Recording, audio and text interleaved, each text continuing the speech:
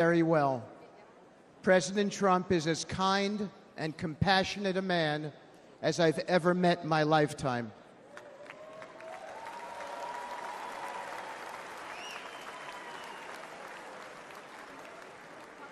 I've seen the truth of President Trump, and it marches on with me tonight. I know that many here and watching at home have felt that kind of a connection with the president. It's real.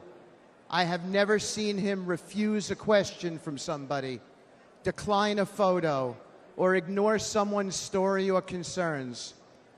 Everyone he meets gets a family member's embrace from him. I have felt that warmth so many times over the years. Just last week, I told the president about a moment I had with his 3 sons and how impressed I was with them.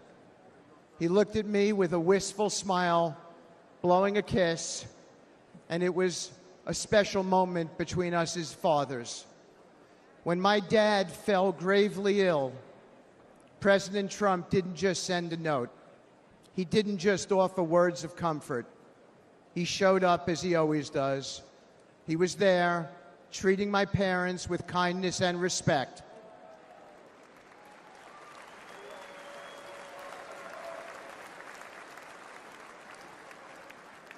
Including my mom, who's 91 and here tonight dressed in red and is going to be voting for the president.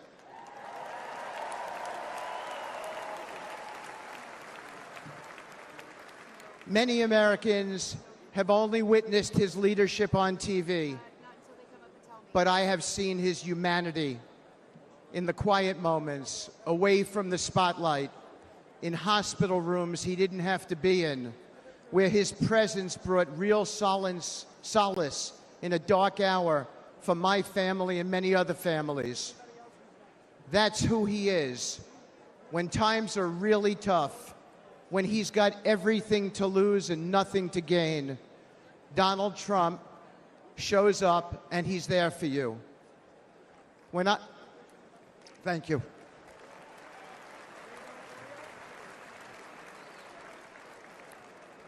When I lost my boy Andrew to an opioid overdose, the pain was unbearable.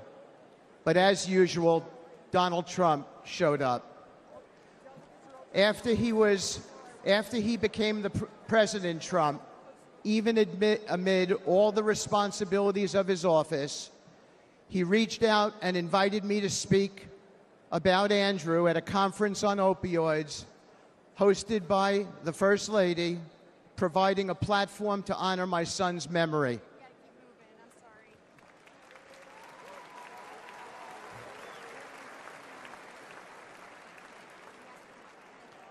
And when the day of the conference came, he went out of his way that day to come and put his hand on my shoulder and say, "Steve," as he led me up to the lectern, "tell the world about your boy." My boy was the best of us. Where we lived in New York City, a Trump building, 502 Park Avenue, there were 12 homeless people who stayed outside by the church next to the property. My son got to know them all. He fed them every evening. He became their friend. When he passed away, all 12 came to his funeral. He and President Trump shared something in common. My boy stood up for people, no matter which side of the train tracks they came from, exactly as the president does for everybody.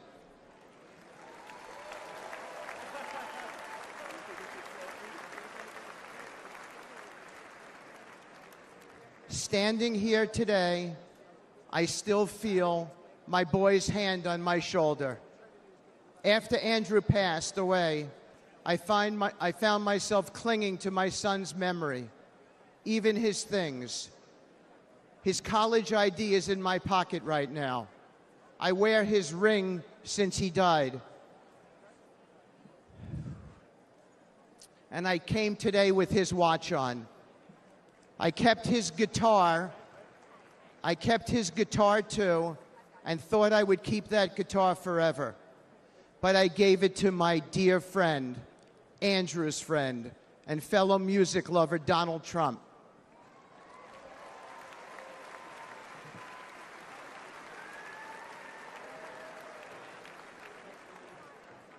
I wanted President Trump to have something with which to remember my son. President Trump didn't say something nice to me and put it in a closet somewhere.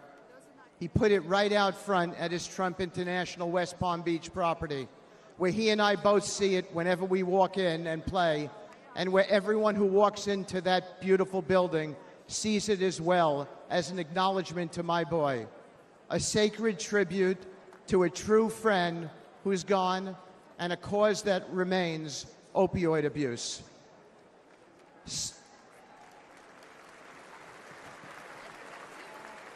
Thank you. Standing here today with my boy's hand on my shoulder, I know I'll never hear his music again.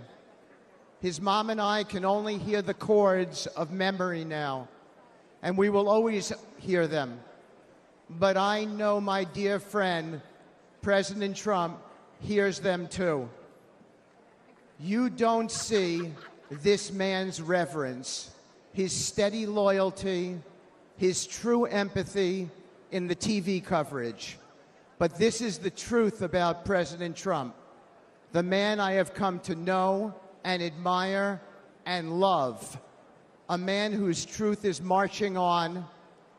It is a dark hour for America, but there's nobody I trust more in this moment than this man. A man who in the darkest hours shows up, listens, cares, and always acts. The kind of man we need now to be the 47th President of the United States.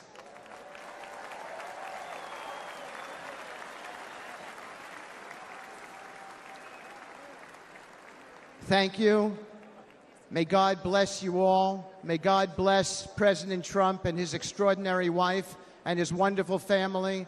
And may God bless America. Thank you so much.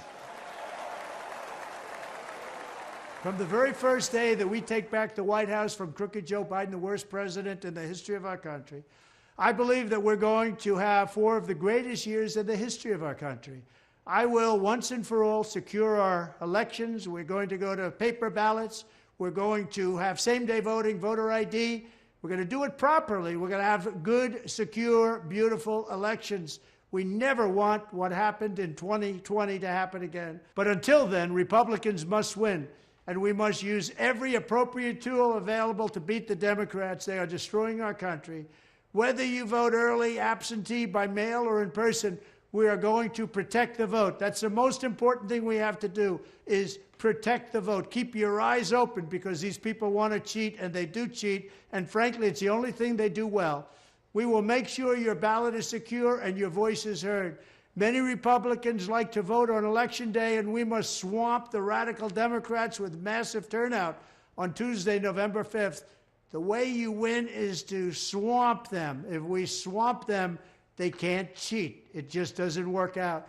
But if you can't make it, you need to make a plan, register, and vote any way possible. We got to get your vote. So with your vote, we will win a victory the likes of which no one has ever seen before. We will evict crooked Joe Biden from the White House, and we will take back our country on November 5th, 2024, the most important day in the history of our country. That's what it's going to go down as. Thank you. Ladies and gentlemen, please welcome attorney and senior advisor for President Donald J. Trump, Alina Habba.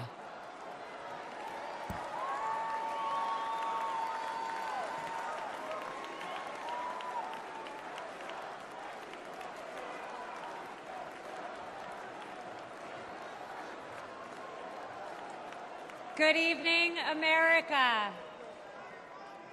My name is Alina Habba, and I have had the great privilege of representing President Donald J. Trump.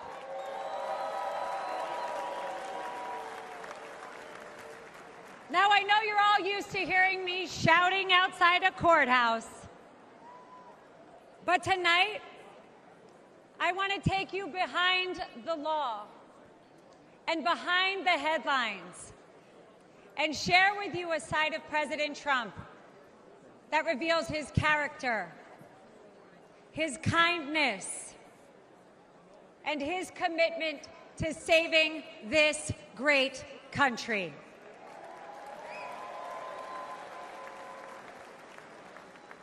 As a devout Catholic,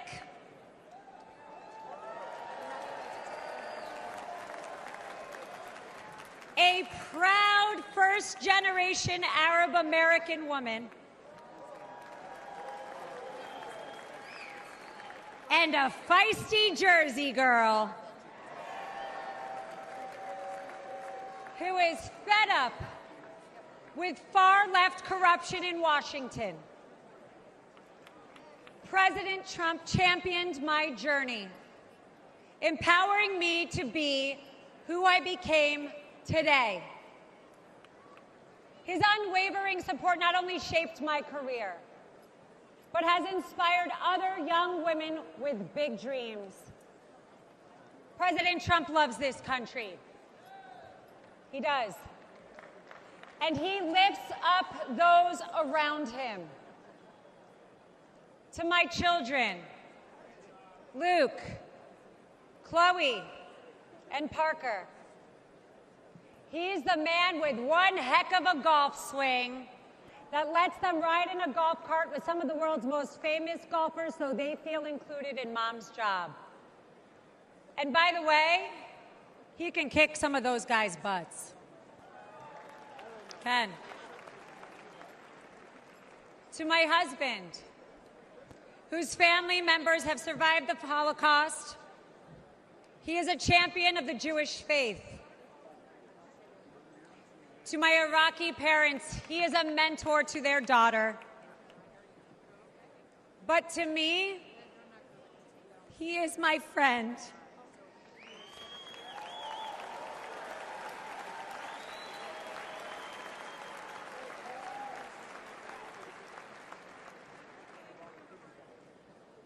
Not too long ago, a supporter shouted, "God bless you and President Trump," in the middle of Manhattan after one of our trials. Little did that man know that I was on the phone with the president himself. And he immediately asked me to pause, give the man my phone, and spent time speaking to him and thanking him for his support.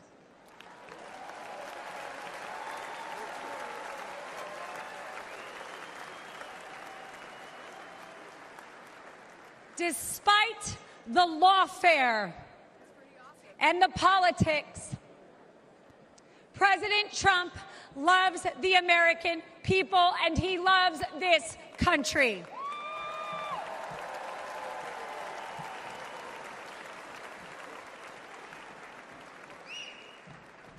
For decades, the Trump Organization transformed skylines and created thousands of jobs. His buildings and businesses are a testament to his commitment to excellence and his drive to turn dreams into reality. But his greatest construction project was yet to come. The left has tried to demolish President Trump, but there is no bulldozer big enough or strong enough to remove the legacy that he has built or the future he is creating.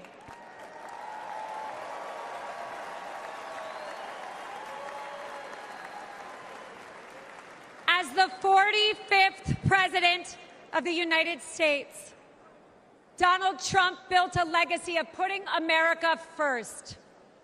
And as the 47th president, he will build America stronger than ever for we, the people.